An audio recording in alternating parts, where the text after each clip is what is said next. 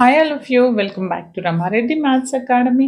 ఇదేంటి అనంటే మనకి డిస్క్రీట్ మ్యాథమెటిక్స్ అండ్ స్ట్రక్చర్స్ ఉన్నటువంటి ఫోర్త్ యూనిట్. కొంతమందికి థర్డ్ యూనిట్ అండి. పర్మిటేషన్స్ అండ్ కాంబినేషన్స్‌లో ఉంది ఫోర్త్ యూనిట్. అందులో ఉన్నటువంటి టాపిక్ ఏంటంటే binomial expansions and binomial coefficient. దాని తర్వాత బైనామియల్ మల్టీనామియల్, దీన్నే మనం బైనామియల్ మల్టీనామియల్ ఏ విధంగా అప్లై చేస్తానో చెప్తాను.